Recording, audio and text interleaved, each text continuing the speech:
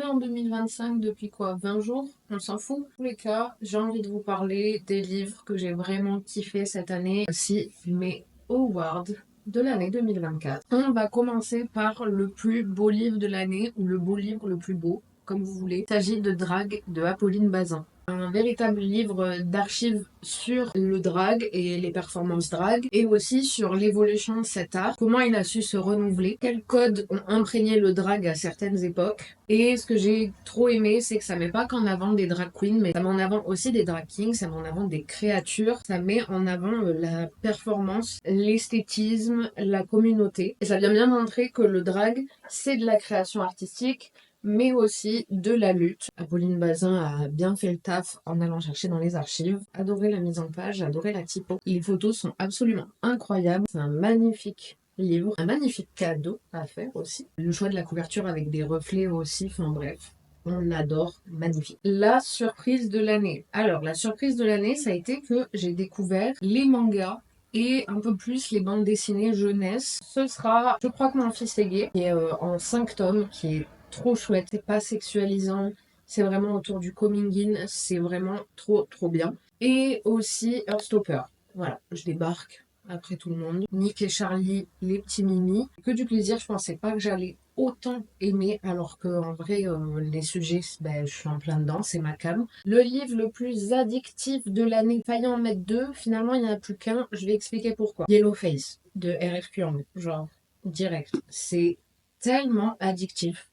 Je pensais pas que ça allait être un page turner comme ça. Ça se lit tellement bien. On a Athéna qui est une autrice à succès, June qui est une amie, pas sa meilleure amie, mais qui est une amie quand même assez proche. Toutes les deux, elles écrivent. Athéna rencontre un succès fou avec ses livres. June, pas du tout.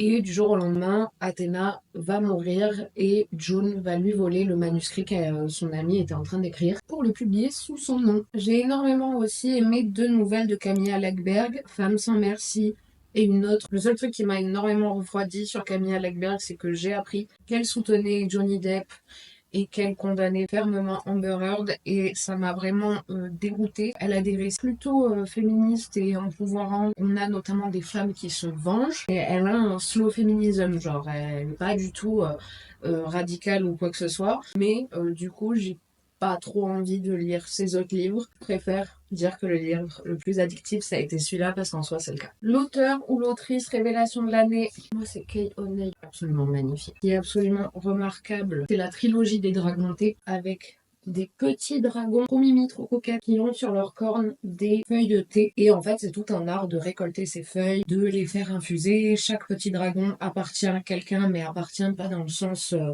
possession, mais plutôt dans le sens un lien avec une personne. Et c'est une grosse découverte. Énorme coup de cœur. Pour moi, l'auteur de l'année, c'est Gaël Faye, avec notamment Jacaranda. J'ai pas encore lu Petit Pays. Petit Pays, je sais que c'est autobio. Jacaranda, c'est fictif. Gaël Faye, il parle toujours du Rwanda et il en parle extrêmement bien. Il a une super belle plume, mais notamment parce qu'il vient du rap. Et du coup, moi, je découvre Gaël Faye, mais j'ai lu le livre en livre audio, lu par l'auteur. C'est incroyable. J'aimerais que tous les auteurs, toutes les autrices lisent leurs livres quand il y a des versions audio. Et c'est un livre qui se passe sur plusieurs générations, avec un personnage qui est quand même assez tiraillé entre le fait qu'il soit né en France, mais ses origines rwandaise, parce que sa maman est rwandaise. En soi, c'est un livre qui va assez vite. Mais bon, il a eu le Renaudot, je pense que tout le monde en a entendu parler partout. Mais il mérite son prix. La plus belle couverture, slash le meilleur manga, parce que ça va ensemble. C'est Chat des rues. J'ai envie de pleurer rien que le dire. Chat des rues, ma vie. En fait, j'ai craqué rien qu'en voyant la couverture. Regardez-moi ces choupettes Hachi et Maruru, adorables. On a deux chats Hachi et Maruru qui sont à la rue. Et après, je pourrais vous en dire plus. Que du plaisir de lecture. C'est la réalité de ce que vivent les assos de protection animale. Franchement, il y a beaucoup d'humour. C'est très drôle. Chaque chat a son caractère. Grosse révélation manga pour moi cette année, mais notamment par Chat des rues. Le meilleur roman de l'année. Alors là, Lago, elle a pas compris parce que moi, j'en ai mis 3. C'est Chienne de garde de Dalia de la Selda. C'est un premier roman, 13 histoires, déroulé en 13 chapitres. Et en fait, au fur et à mesure, on se rend compte que les histoires, elles sont liées. Ça se passe au Mexique et on suit plusieurs femmes qui ont des âges différents, qui viennent de milieux différents. Ça parle de prostitution, ça parle de drogue, ça parle de réseaux sociaux, de violences sexistes et sexuelles, de patriarcat, de violences masculines. Aussi parce qu'en même temps, c'est très sombre, qui est cru, qui parfois dérange. C'est inoubliable et vraiment autrice à suivre. Dans les meilleurs livres de l'année, pour moi, il y a clairement Ma sombre Vanessa de Kate Elizabeth Russell. Page Turner de fou pour ce livre qui est hyper dur et qui parle de pédocriminalité et qui parle d'emprise. On est en 2000 et en 2017. En 2000, avec Vanessa, qui est une élève, au fur et à mesure tisser un lien avec un professeur qui va la mettre dans une situation d'emprise. Et en 2017, une enquête qui s'ouvre avec plusieurs femmes qui accusent ce professeur. En tant que lecteur, on se sent tout autant manipulé que la personnage Vanessa. C'est véritablement un livre sur le consentement. Et qu'est-ce que c'est de réaliser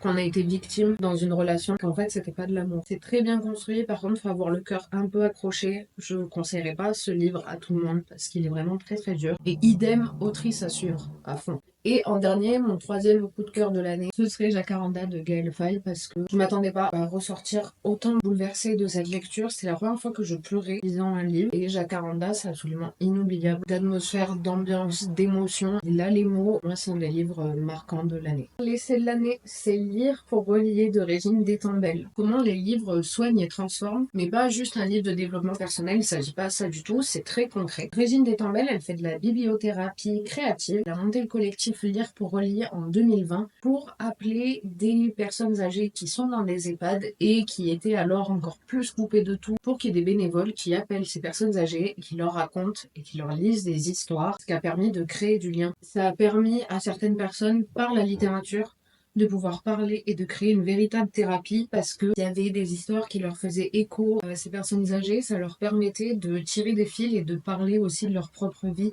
et que ça leur fasse du bien et que ça les répare un petit peu, enfin que la lecture les répare. Et en parallèle, il y a un autre livre que Régine Détambel a écrit, les livres prennent soin de nous et là, c'est littéralement sur comment des médecins ont prescrit des livres à certains patients. Je conseille vraiment de lire ce que fait Régine Détambel. Pour moi, la meilleure BD de l'année 2024, je l'ai pas avec moi, mais c'est Le Prince et la Couturière. C'est l'histoire d'un prince qui a pas envie d'être prince et en fait qui aime être dans des vêtements dits féminins, donc des robes, des beaux habits et qui va rencontrer une couturière, va commencer à avoir une double vie parce que personne ne le reconnaît quand il est dans ses robes, quand il va dans des balles, quand il va rencontrer d'autres personnes. Tellement touchant, c'est une lecture jeunesse. Si vous aimez la mode, les tissus, casser les stéréotypes de genre aussi vous plaisent, ça va forcément vous faire écho. Pour moi, la pire déception de l'année, ça a été Leurs enfants après eux de Nicolas Mathieu. J'ai lu un truc comme 60 ou 70 pages et en fait, il y avait tellement de male gaze, peu de considération pour les personnages féminins et c'était tellement